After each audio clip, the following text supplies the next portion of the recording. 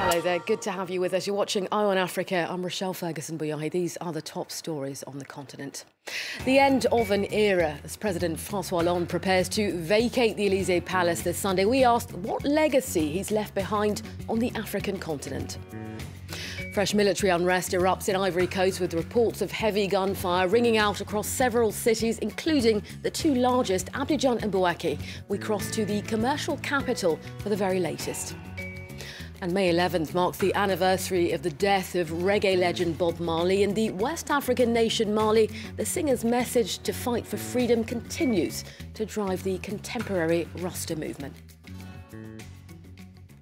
But first, as President François Hollande prepares to leave the Élysée Palace this Sunday, his legacy in Africa is being closely considered by France's partners on the continent.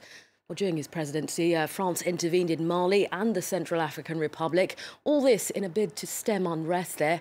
Hollande, though, has faced criticism for failing to end the neo-colonial relationship between France and its former colonies, known as France-Afrique. France 24's Clément Bonnereau has this report. January 14th, 2017. François Hollande bids farewell to Africa at the France-Africa summit in Bamako. In his speech, he outlined future challenges for the continent and praised France's intervention in Mali 4 years earlier. From now on, when France intervenes in Africa, and I insist from now on, it is always at the request of a sovereign country, in agreement with the African Union and alongside African forces, in line with international law. It's been described as one of François Hollande's key foreign policy achievements. France intervened in Mali in January 2013 at the request of then-President Diokounda Traoré. The aim to drive out jihadists and recapture control of the country's north. Under the so-called Operation Serval, France carried out dozens of airstrikes and deployed up to 3,000 soldiers. Major cities were liberated within a few weeks, and François Hollande was hailed as a hero on a visit to Timbuktu on February the 2nd, 2013. What do you want to say to President Hollande? He's a hero. He's a national hero. Thank you so much. I want to say thank you to the French president. Thank you for what you did for Mali. We can't thank you enough. France's intervention in Mali has been described as a success, but 4 years on, security remains an issue in the region. French troops are deployed in 5 African countries under Operation Barkhane, fighting Islamist insurgents in close partnership with Chad. But human rights groups have been critical of the alliance, saying François Hollande is turning a blind eye to abuses under President Idriss Déby. France also intervened in the Central African Republic from 2013 to 2016. The country was on the verge of civil war after Seleka rebels took power. A ceasefire has now been agreed, but sectarian tensions remain high. France's reputation was also tarnished by allegations of rape and sexual abuse on children by French soldiers. François Hollande knew very little about Africa when he took office in 2012. 5 years on, he leaves a mixed legacy, one of war, but also of stronger ties with the continent.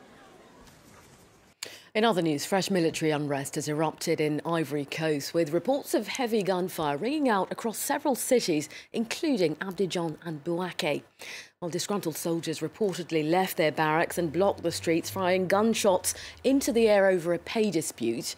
The unrest came a day after the soldiers behind a mutiny in January met with President Alassane Ouattara and agreed to drop their demands for unpaid bonuses.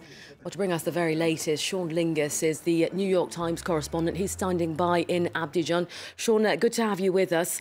Things seemed on Thursday to have calmed down, and then it all went haywire again. Yes, Thursday night was a dramatic announcement on state television that the soldiers were dropping their demands. A self-described spokesperson appeared on TV along with President Ouattara to say that these grievances have been resolved or that they're being dropped altogether, which came as a surprise to many observers. And not long after that, in the central city of Bouaké, which has been the seat of unrest in the past, soldiers from the same group fired out shots saying this spokesperson did not represent them, and that they do indeed want their bonuses. So what we have right now is, again, a mutiny that's been reignited and not resolved, and the government today is taking a stronger stand than it has before, saying, according to one source close to the president who told France 24, that there will not be more negotiations. All options to resolve the mutiny are on the table, and that those who are continuing to fire shots in the air will be held accountable by military tribunals.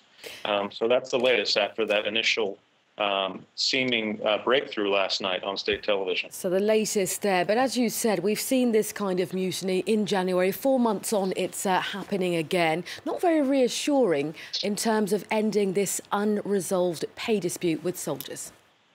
Not at all. It's once again exposing the fractured nature of the military here.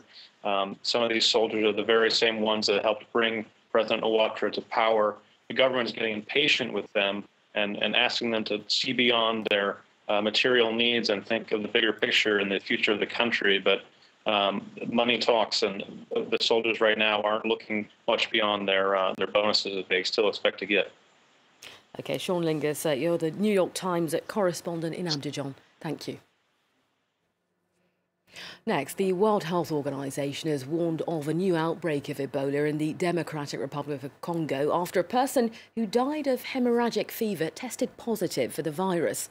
Well, the case was confirmed from tests on 9 people who came down with the fever in Bas-Oulé province in the country's north last month.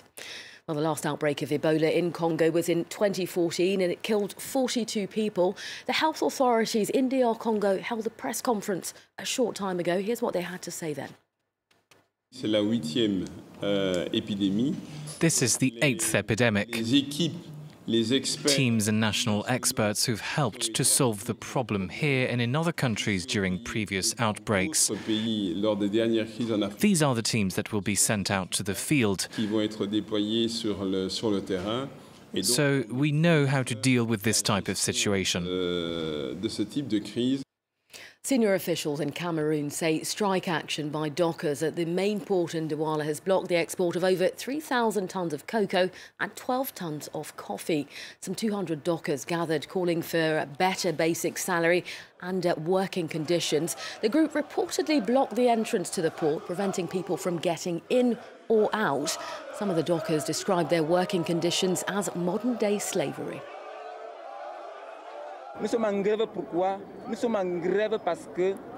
We are on strike because we are living in very poor conditions.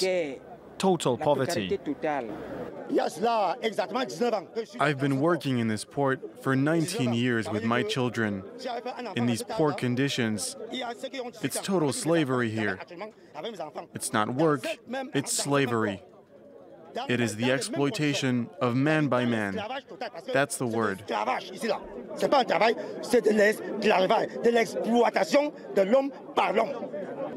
May 11th marks the anniversary of the death of the reggae legend Bob Marley. The musical icon died in 1981 at the tender age of 36.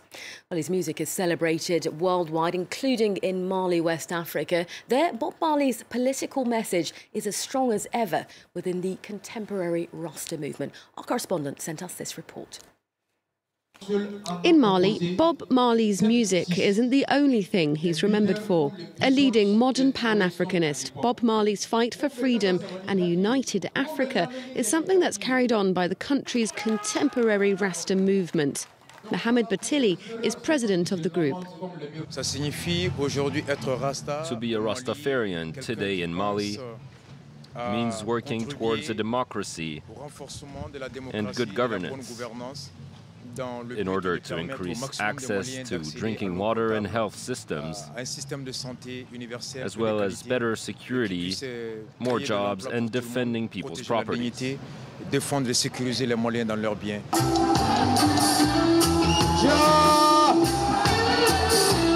But you can't forget Bob Marley's music. Here, the anniversary of his death on May 11th is celebrated like a public holiday. Bob Marley here is like a demigod. He did so much for us here in Africa.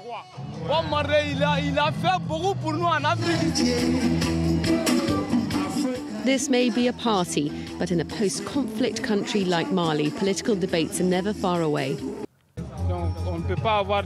We'll never have peace without a unified youth movement. When you see something like this, all the young people together, everyone's here because of Bob Marley. Organisers have planned days of celebrations and commemorations for Bob Marley. The slogan here, youth are not an obstacle in the political debate. That report by Anthony Fouchard and Caterina Vitozzi. It is Friday. We're big music fans here on Eye on Africa. We leave you with this 1980 Bob Marley classic, Get Up, Stand Up. Your Eye on Africa team will be back in 45 minutes' time. Up next, Tom Waterhouse, more international headlines.